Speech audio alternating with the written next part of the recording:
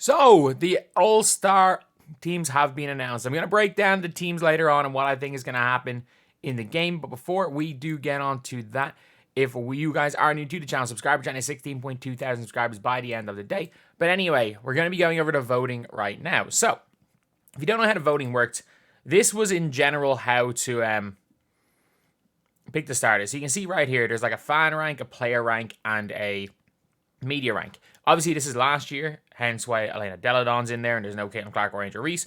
But basically, this is how it is done. It is a weighted score based on the three of them to decide the top 10 players. And I was really, really shocked to see this right here. I was really shocked. So you can see here, after considering fan, player, and media votes, the top 10 vote getters were as follows, listed in alphabetical order: Caitlin or Elia Boston, Caitlin Clark, Nafisa Collier, Kat Copper, Hamby, Sabrina Ionescu, Enrique, Breanna Stewart, AJ Wilson, and Jackie Young. So, the only four guarantees were Hamby, Clark, Boston, and Enrique. Which means the players, like, I thought it was going to be the opposite. I thought the players were going to screw Caitlin Clark out of it.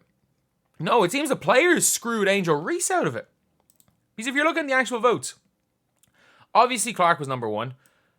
It doesn't need like a rocket scientist to know that Clark was going to be number one. And by the way, if you guys know the votes last year, I know some votes counted for double, but I think AJ Wilson won last year.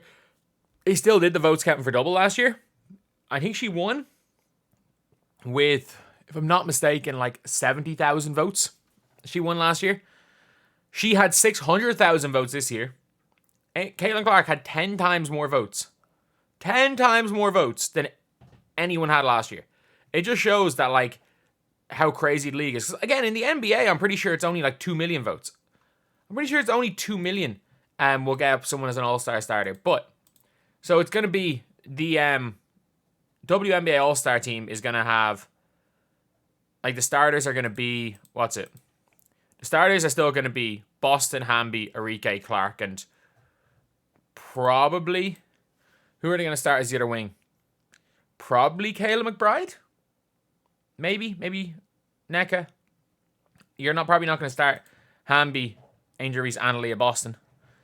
But yeah, that one was kind of crazy. And then there was some weird ones with the coach voting. Like, so the other players they brought in were obviously Dwana Bonner, Alicia Gray, Bree Jones, Jonquel Jones, Kayla McBride. Kelsey Mitchell is a weird one, which I'll talk about a little bit later. NECA, obviously, and Angel Reese. I was very, very shocked that the coaches picked Angel Reese.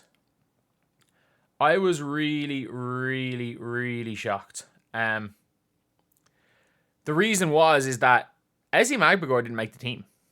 So I was really surprised at that. But look, it was the best scenario for everyone that the two of them ended up making it. But it'll be very interesting to see what the player votes were.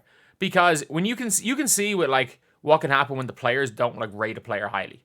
And you can see it with last year's voting for Sabrina Ionescu. So if you want to look at last year's voting, so here's Sabrina. Sabrina got voted 6th by the fans, 6th by the media, 19th by the players. She got voted 19th by the players. And then were there any other crazy high ones? No, everyone was just kind of normal. But again, like, obviously Taurasi not getting the highest votes from players in the media because she was 41 years old. But the opposite is Kelsey Mitchell.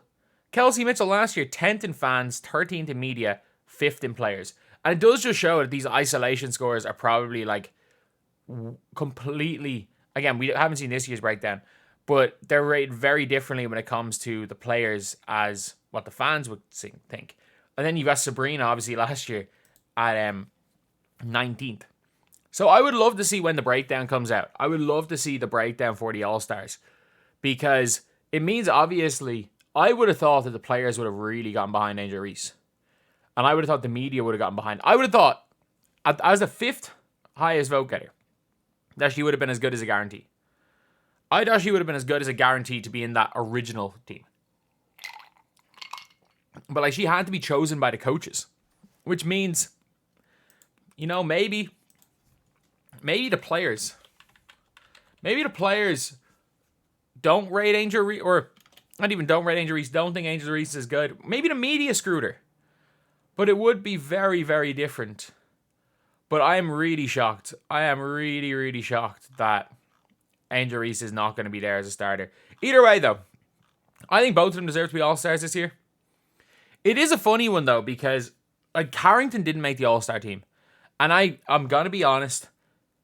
If I was picking the best guard in the league, you still would pick Caitlin Clark on it. You still would want it because it is a showcase. But if you're just picking like the best of the best, I think so far this year, Carrington's probably been better than Clark.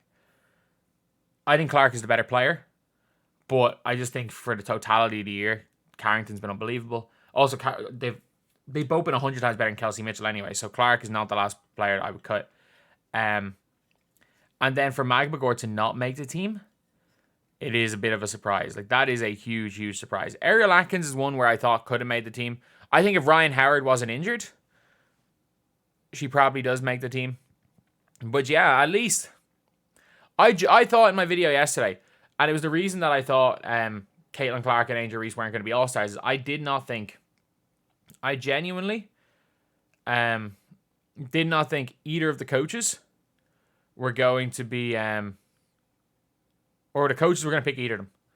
I thought the coaches were going to screw over one or two of them, and they didn't. They didn't. We got exactly what we needed. So, I assume a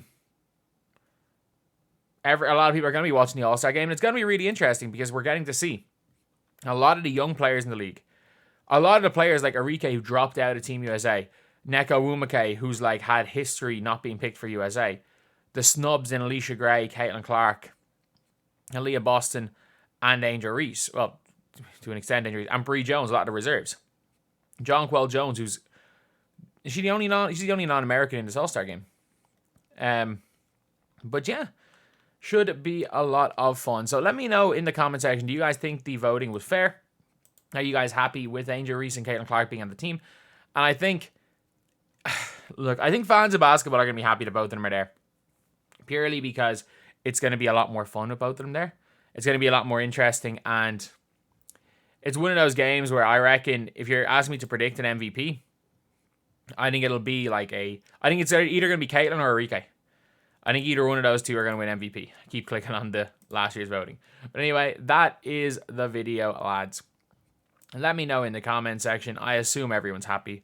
I assume nobody is going to be upset with, like, pretty decent voting. So, yeah. I'm happy with how it's been. Obviously, the voting has now been released. Thank you guys for watching. Please like, comment, and subscribe.